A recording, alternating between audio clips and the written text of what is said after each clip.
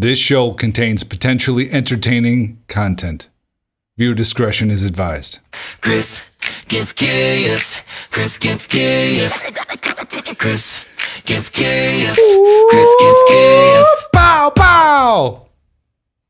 Hope everybody's having a beautiful day today. You know I got some more clips for you, so let's get straight into it. Chirping at 2 a.m., people across the country are starting to report the same bizarre thing. Birds singing in the middle of the night. Not 5 a.m., not sunrise, we're talking 2 o'clock in the damn morning. Something strange is going on because this isn't just a one-off. From California to New York, people are saying they've never heard this in their lives. The night used to be silent. Now it sounds like a forest rave outside your window. Biologists are trying to explain it away by saying things like urban light pollution or mating season. But let's be real, cities have had bright lights for decades. Why is this suddenly a mass phenomenon now? Some think it's a side effect of shifting Earth's magnetic fields. Others believe it could be frequency pollution from 5G towers, satellites, or even low-frequency military tech we're not being told about. Or maybe it's the animals reacting to something big coming. Because historically, when wildlife changes its behavior, humans find out the hard way later. So ask yourself, what are the birds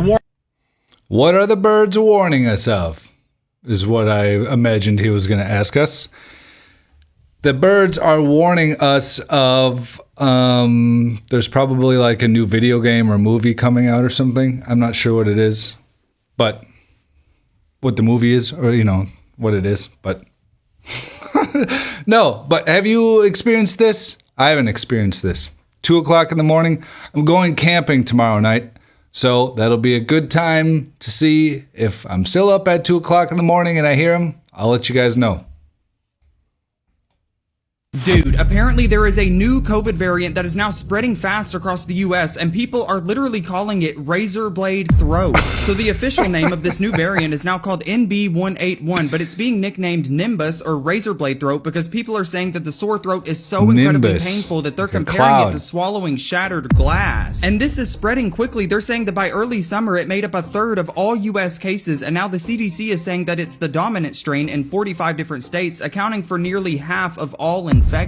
This is not even just spreading in the US, it's rising globally. They said that even in May, it was already responsible for around 11% of all cases across Asia, the Mediterranean, and the Pacific. Doctors are saying that this new variant is not more serious than the other ones, but the painful symptom is what makes it stand out from every other strain we've seen. The World Health Organization has already labeled it a variant under monitoring, meaning that they're tracking it closely, but it is not considered a major global threat. And then they're saying that all of the current vaccines are still holding up and they remain effective at preventing severe cases. What they're calling this new variant is obviously insane, it being called razor blade throat, but they're saying that it is not more dangerous than any of the others. Razor blade throat. Be very scared. You could get a severe itchy throat. Make sure to do what everyone says. What are they going to do? What should we do? Can I stand away from each other? How far can I be from each other? Do I have to wear how many masks again? What do I have to do? I don't want my throat to be slightly itchy. No!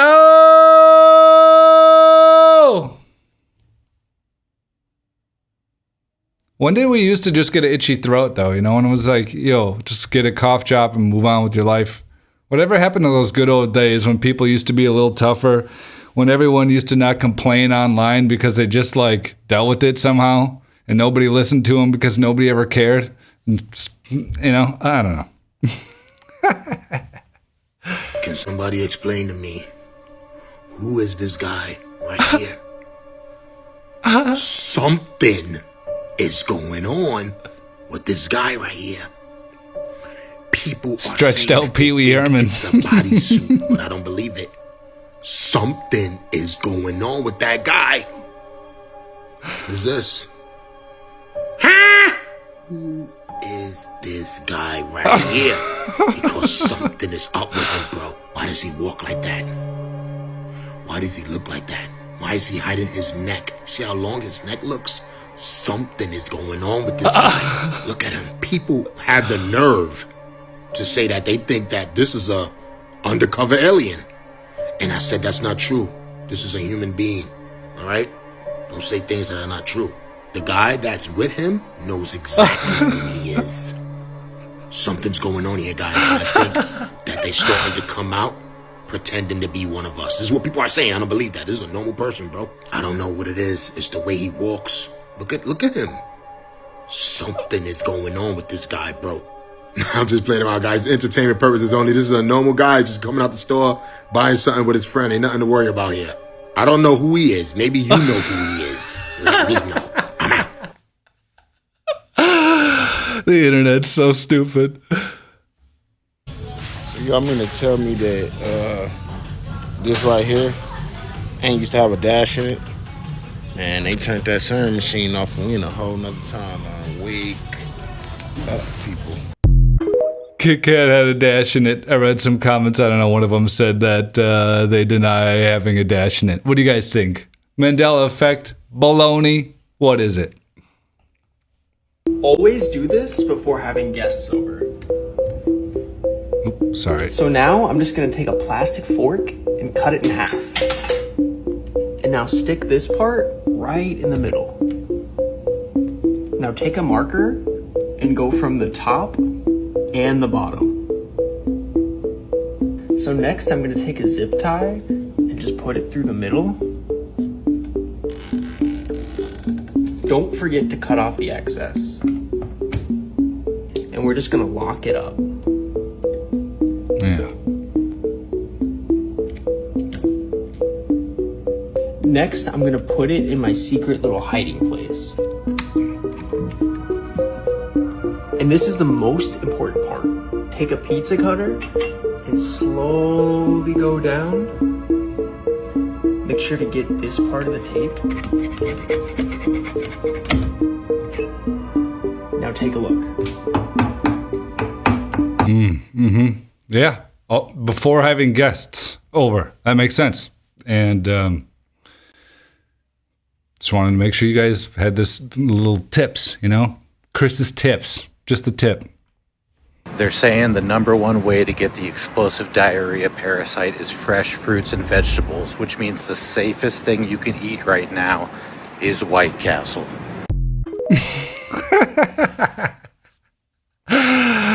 God bless America. It's not solid ground that they're playing on. It's actually 6 1,500-ton trays This is crazy. that fold away at the end of each game.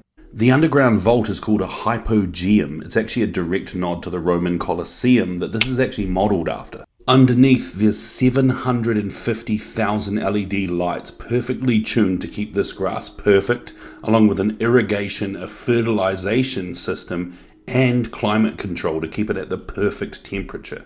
It runs the same depth as a 10-story building, and it's millions of dollars for them to invest in. Man, crazy. I was wondering if that was true and that was real. I don't know. Somebody in the comments said it was real, so that's what I'm basing my knowledge off. It's that guy in the comments. It says some sports stadium in Madrid, Spain. But if that's true and they're doing all that work, one of the other comments is like, can't we do that with food? Can't we make some food like that for people? And that's, dude, it's so crazy. I went for a nice hour-long drive to Lake Michigan. I live in Wisconsin. I drove to Lake Michigan to go for a little swim, hang out at the beach today, right? And I just think to myself, it's like we're not running out of land. I've asked ChatGPT some questions about like how many people live in the area. What is the average tomato consumption of the average person? How many acres does it take to produce that many tomatoes? And then you start just doing the math, and then you realize like how much land and stuff we have around, and it's like, well, you know, and if you did it all year round in an indoor facility, you could, you know, double, triple that, and, you know, maybe stack them up even higher, you know, with artificial stuff. It's like, wow, it's like, I don't think we have any actual technical problems, really. I don't think we have many technical problems. I think that all of our problems are still people keeping the solutions from other people and stuff like that. I just don't, like, we know how to desalinate water. We know how to grow plenty of stuff really well. We know how to do so many things excellent, but we just don't do it because it doesn't make the they, them people at the top, not they, them people, but the people at the top, you know, it doesn't make them any more money. You know, you get the picture. everyone else started to experience seeing things out of your peripheral vision. And I'm talking like dark shadows. And when you turn, you don't see anything anymore. It's like, you just see it out the corner of your eye. But then when you turn, there's nothing there. And there's nobody else around. Because I've started to experience this type of shit. Now, this just so happens to start happening after CERN shut down the Large Hadron Collider on the 29th of June. And I made a few videos. You could check out my page, check those videos out and see what else I've been experiencing. But have you been experiencing seeing shit out of your peripheral vision? The other thing I started to experience is I was getting out of the shower today and I distinctly heard somebody call my name. But the voice was from somebody who's no longer here. But they didn't call me by my name. They called me by my nickname. I distinctly heard somebody say, "Hey, Gonzo." Now, I've been thinking about that person a lot. Maybe it's just in my mind. Maybe that's just what I wanted to hear. Or maybe that's what the fuck I actually heard. I don't know. Are you experiencing this shit too? So, when I watch these videos, I play this one because I've watched several videos now or scanned past a bunch of them. They're like, have you seen stuff out of the corner of your eyes? CERN did it again. They shut off the thing and they're doing the stuff and it's all happening again. All the, I don't know, whatever happens, I guess. But I believe that stuff could happen and they're messing with some weird stuff. And I mean, the whole collider thing is crazy and it's giant and whatever they're doing. And they're looking for the God particle and they got all this weird stuff about it. I don't know, CERN is super weird, but I also sometimes think that there's this like, I don't know if it's either people just, buy onto a trend right away and then start making videos, don't really care, just pump out that kind of crap and say that they see something or just hype up whatever. Or what about the idea that everyone just has some mass delusion every time we do this stuff and everybody starts like really thinking about it and we're just so lost in our little algorithms thinking about this stuff, watching other people doing dumb things and seeing all this crazy stuff. I could be wrong. I just don't see a lot of the crazy stuff. None of that kind of stuff happens for me on a day-to-day basis like that. Or I'm not so in tune with myself that I can pinpoint exactly where everything is coming from. You know what I'm saying? It just seems like you could eat a bad candy bar or something. It throws you off. I don't know. This I could be wrong. is my GB4000 Rife machine. I have added this frequency machine to my health and wellness journey for healing my cancer. And what it does, it uses this plasma tube and it emits frequencies that you can program and it can heal all kinds of different health ailments. So I've added that to my routine currently. Isn't that crazy? Rife machine, GB4000 Rife machine? I've never heard of that. Some plasma that's giving off some rays? Sounds interesting. I wonder if it works. I hope it does. I hope she heals up beautifully and goes on living a nice life. These are the gel tips I invented to stop a panic attack in 30 seconds flat. Insert one tip into this device, then insert the second one into the device. These tips are now pumping out electricity. It looks like a taser, but you're just gonna push this button to turn it up. And you're gonna press it right under the ear to stimulate your vagus nerve. I'm Nick and I got my PhD in biomedical engineering to solve my own problems with panic attacks. What's really cool about this is you can actually feel it working. Things like breath work, meditation, supplements, even medications, you don't feel those things working right away. But this feels like your whole face is just kind of floating away. Within about 30 seconds, your shoulders drop, your breathing slows, and everything just feels still. Pretty normal to get anxious before like a public presentation, but a lot of people feel like that every single day. And this is something I invented to calm you down on the spot, no matter where you are. I just learned that if you want to feel better fast, you've got to stimulate your vagus nerve. Comment the word reset if you'd be down to try this. Stimulating all this stuff. I wonder about this stuff. I wonder about all these resets and this, there's certain times I'm sure it needs to be stimulated, or maybe is it overstimulated, or is it resetting or doing something, or what is that little device? Is it, I don't know. That stuff's really interesting. But I think that mastering this world that the nervous system plays a big role in that, whatever mastering the world is. But you know what I'm saying? Like being in control of yourself, being in control of your emotions, being in control of your thoughts and your actions and stuff, that all has to do with nervous system control, really, and being able to react how you want to, when you want to. We all wish we could. We all wish we had great self-control at all times, and we were just that version of ourselves that we think of ourselves as, you know, that perfect version. Ooh, that would be nice. In the last video, I showed that if I put a magnet above a superconductor, it kind of just floats there like magic. What I want to do now, though, is show what happens if I do it the other way around. For this one, I'm using a much bigger superconductor, and I'm again cooling it with some liquid nitrogen.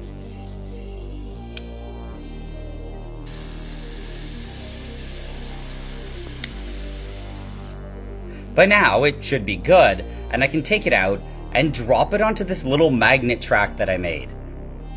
It actually stays on the track, and if I push it, it's able to move without falling off. It's also surprisingly strong, and even if I push it decently hard, I can't get it to touch the track. As it warms up though, it eventually loses its ability to superconduct, and it stops floating. Interesting. I don't know how that works, but super fascinating. The way that this plant gets pollinated is simply genius. It is only pollinated by things that are heavy enough to set off a special trigger. The beautiful flower gets the attention of birds, and then it lures them in thanks to a delicious nectary at the base of the flower. And then it even provides the birds a little perch to land on the stamen. But this stamen is actually loaded with pollen on the inside that splits apart when something lands on it, and when they trot around, they transfer the pollen to the stigma at the end. And as a native plant nerd, I hate exotics like this, but it's just so awesome to see a flower win and a bird win thanks to an awesome mechanism. Back to my run. Pretty cool, right? Interesting. Take a look at this. This is Aristolochia gigantea. Isn't it crazy? Look how big and beautiful this vine is. It's an evergreen vine. It's pollinated by flies. Flies will actually crawl down into this tube here. You see all those hairs? Those are called trichomes.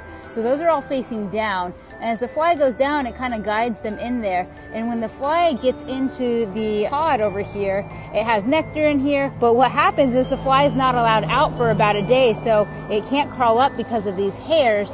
And that is what allows this fly to get the pollen on it. And then in about a day's time, this relaxes and the hairs release the fly, allowing it to go visit other plants or other flowers on the same vine or on a neighboring vine, which is pretty crazy and really cool. So one thing to note with this plant in particular, this variety actually has something toxic in it. So when our native butterfly lays its eggs on this Brazilian variety that has the toxic chemicals, the larvae die within a day to 3 days or so, which is kind of sad. So it's probably a good thing this plant isn't overly common, although dang, it is a conversation piece. Beautiful.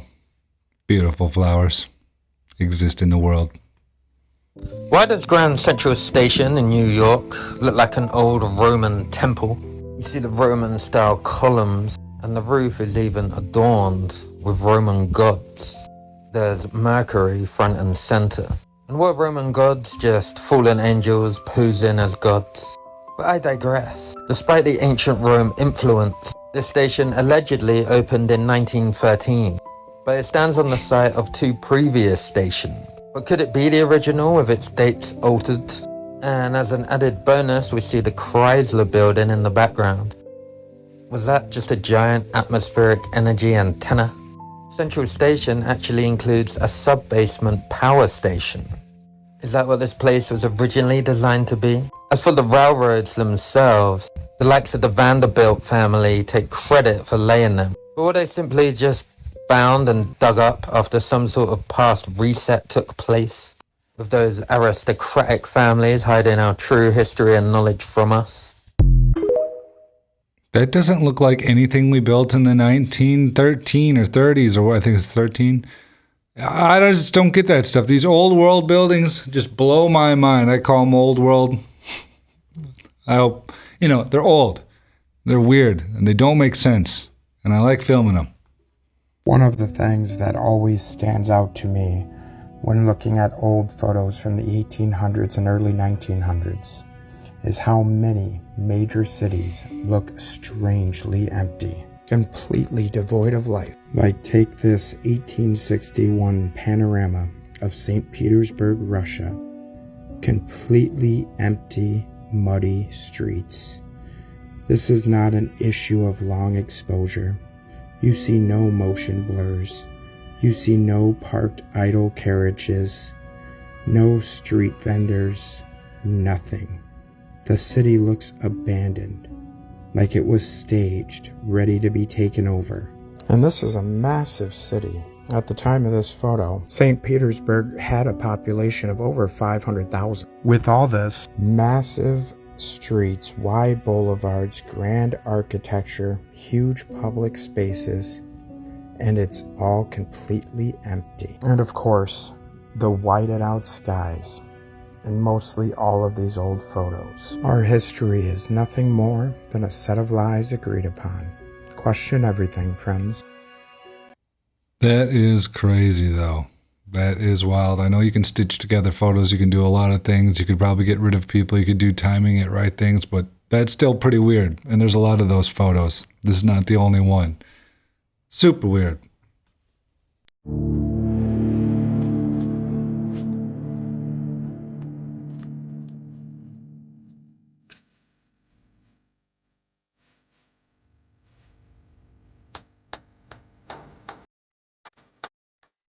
Man.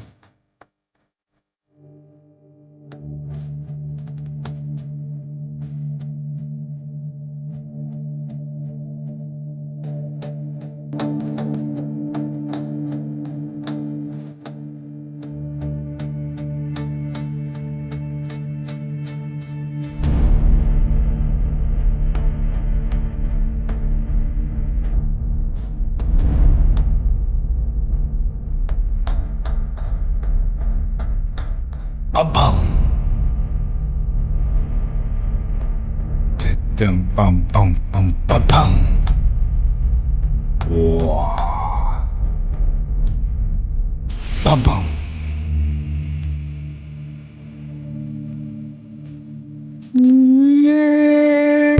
All right. I'm annoying sometimes.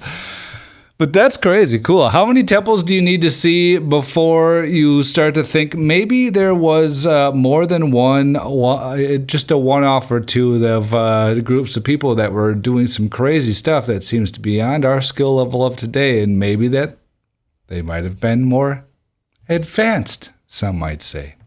Some might not say. But some might say. I think there was definitely some advanced people doing some crazy stuff in the past.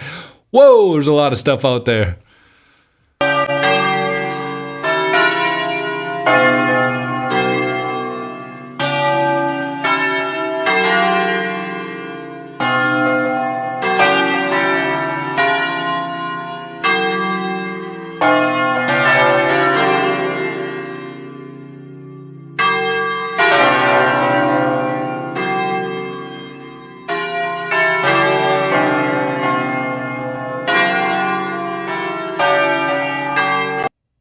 It's just cool to see those big bells actually ringing. And I still find it hard to believe that they're just there to keep some time or do something just practical like that. Especially knowing that there was so many of them and there's so many bell towers like right next to each other or across the street kitty corner. I'm like, so you need time there and there and there and there and there. Like everywhere like crazy just needs to like go off like nuts. That would seem like intense. But I don't know. Seems crazy. Scare away those demons, that's for sure. The bells. Those are supposed to say that that's the last of the clips that aren't mine, but I got a couple videos that I made. Or, places that I filmed some stuff. Here are two things. Ready, set. So I'm filming this building, right? This rectangle. Seems pretty unremarkable. But the reason why I bring this one up is this looks like many of the other ones of this old design that might be downtown. The same sort of roof line, same sort of stuff going on, same era. That style window is everywhere. That's just a thing. I don't know whose style window it is. It can be told to be so many different things, but on top of that window there, that's everywhere, dude. That's everywhere. But the point I'm trying to make here is, how many iterations has this made? What are all these holes and patches and doors at half levels and windows, and what is going on with this building? What makes sense about what level we should be at, where, at when, at, you know, like, what's going on with this building? It seems like we just patched together so many different things. It doesn't make sense to me. It does not make any sense to me, though. There's so many buildings all over the place that have so much patchwork and so many different types of bricks, and the windows at the heights now don't make any sense, and like the doors don't make any sense at the height they are now, and the style of building for what it is now doesn't make sense. It's the same sort of fancy roof line and all the same sort of things that would be on some of the downtown, you know, like I said, downtown buildings that are fancier all over and stuff. I don't know, just doesn't make sense to me for the reason that they say, and it's just, oh, we just did a little fancier back then, that's all, just a little fancier. Well, everyone seemed to be a little bit fancier, dressed a little fancier, act a little fancier. Maybe we should go back to the fancy times, huh? We're downtown Oshkosh here, looking at all these different buildings we got here. It's littered with these cool old world buildings, all up and down. That one goes down to the basement. Doesn't mean mud flood, but doesn't not mean it. We got another one of those buildings across the street here, made out of that same stone as the other church that we were looking at earlier in Oshkosh. And do those windows look like they're at the appropriate height? Maybe they should have been different or something. Doesn't make sense to me, but keep on going around. We got more beautiful stuff here. Then we got the building across the street here. I've played this one before, but now we got a little more zoom on this thing. Ooh. Big, crazy building. Take a look at some of that way up there.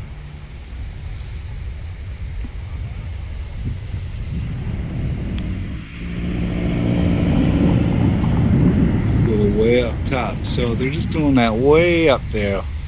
Make sure to put these little symbols that the normal person can't even see from down here. Just a beautiful big building. Very cool.